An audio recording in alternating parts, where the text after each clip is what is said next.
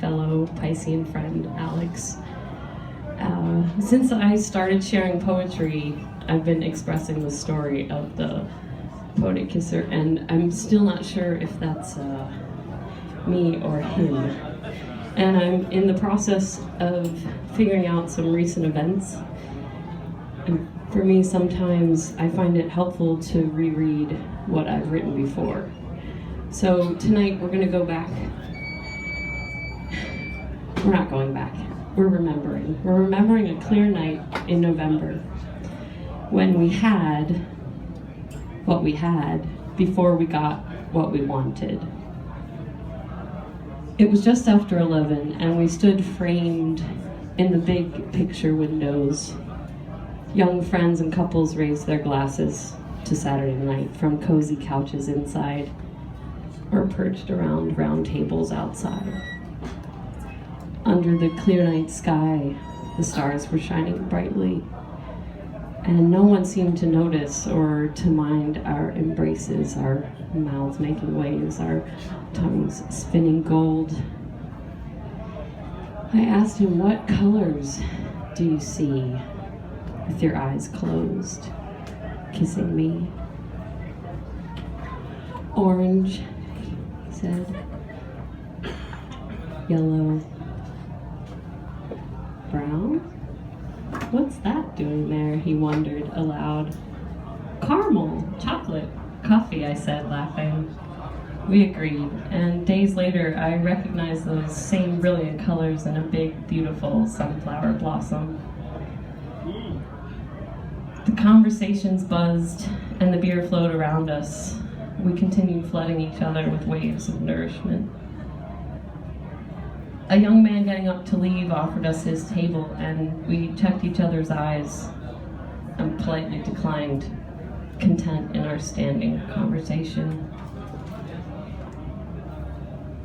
Under my leather jacket, he found my waist. His hand didn't wander or stray or beg for more. It rested there, held me tenderly, lightly, unaggressively, and my imagination wandered, and I imagined his mouth there on the slight curve of my waist, and then my hip bone, you know, that special place on your hip between here and there, you know.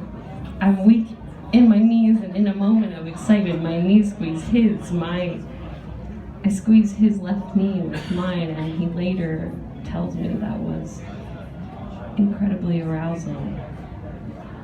And on this clear night in November,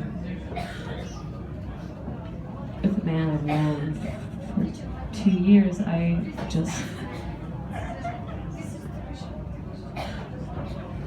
wonder, how can this be?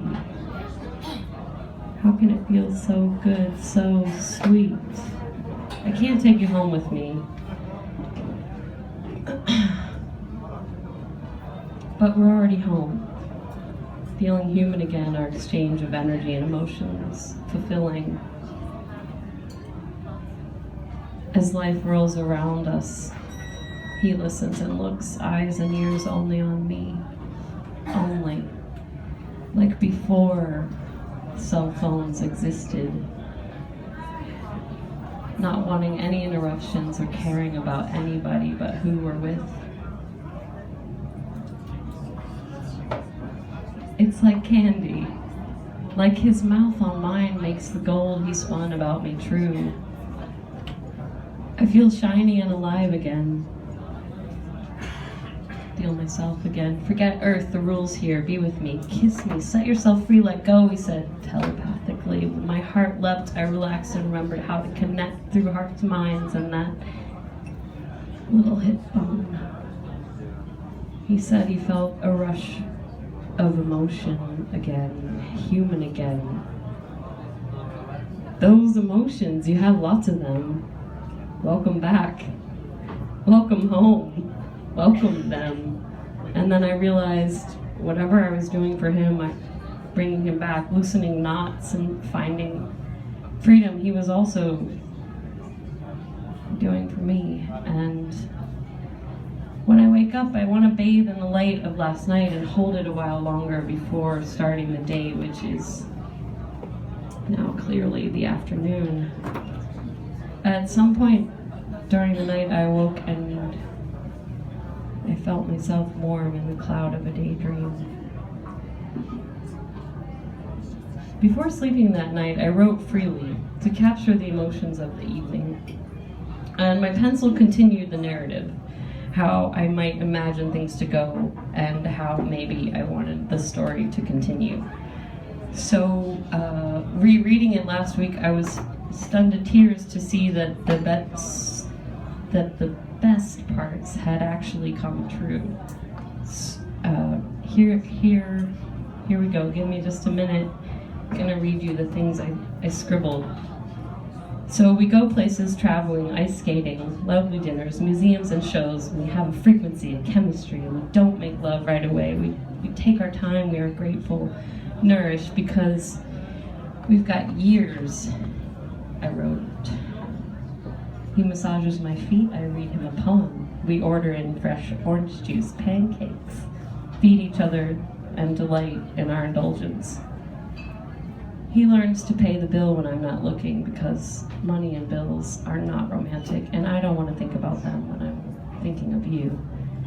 We're lost in the daydream, not hurried, forced, no pressure, not thinking of anyone else, only him and us.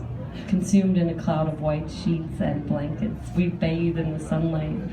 He brings me coffee, reads me a story, caresses me softly from breast to that special hip bone. Gentle kisses are a dreamy way to wake up, and we spend the morning, hours of the morning, holding, kissing, caressing, tender, soft, warm, slow, grateful.